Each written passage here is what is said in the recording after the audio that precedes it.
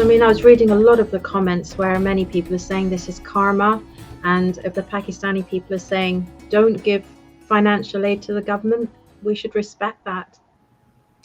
It's true.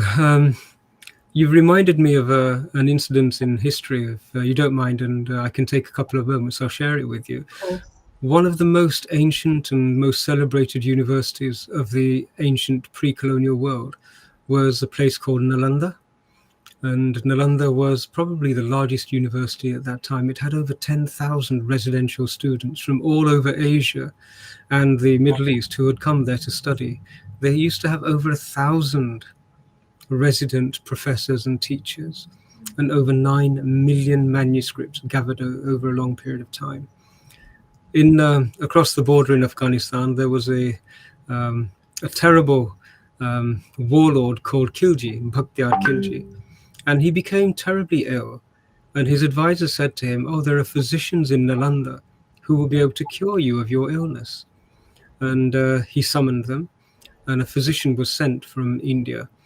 And the physician was given very strict commands by Khilji himself, who said, "You mustn't use any herbs or medications, and you mustn't do anything which is contrary to Islam. I don't want to be treated by any pagan kafir sort of magic or anything like that."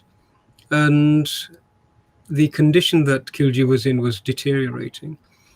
And there was a lot of aggression towards this particular Ayurvedacharya. But the Ayurvedacharya, he asked the courtiers, he said, "Does he read any books?" And they said, "Yes, he reads the Quran." And so what this scholar, I hesitate to call him a scholar as the consequences of his actions were devastating. What he did is he prepared the medication and he coated the edges of the pages of the Quran which Khilji read with the medicine. And so as Khilji was reading it, he was touching his, and then turning the pages. And as a result of that, he imbibed all of the medicine and recovered dramatically. And it was the same Khilji who then decided to burn Nalanda down. And so Khilji came to Nalanda and he set it on fire.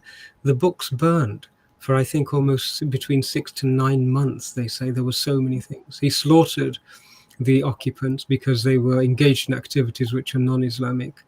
And that's the consequences of this desire to do good, even when you're dealing with a person who is evil and openly evil. And so the heads of state are required to make very wise decisions on the basis of consequences. Yes. It's absolutely crystal clear that if the administration in Pakistan is strengthened, that strengthened status will actually cause harm to the citizens of Bharat. And so that should be really clear to them. I hope they don't succumb to this weakness. It's a psychological weakness, this Dyalu nature, which is, if I'm seen to be gracious and generous, even with my enemy, then I'm a more superior being. That is what we call satvik ahankar. It is that same egotistical driver, but it's clothed in sattvic appearances. Yes. And so we really need, the people of Bharat need peace. Yes. They need to have safety from both borders. The people of Punjab, the people of Kashmir need peace. And that must be the primary and only concern of the government of India, irrespective how hard a decision that is for them.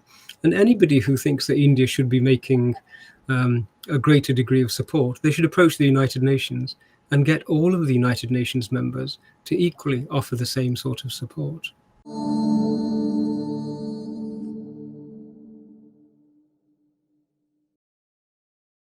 Please remember to subscribe to us and switch on the notifications for this channel. For our other social media links, more content, and to support our work, please visit citti.net. Dhanyavad. Namaskar.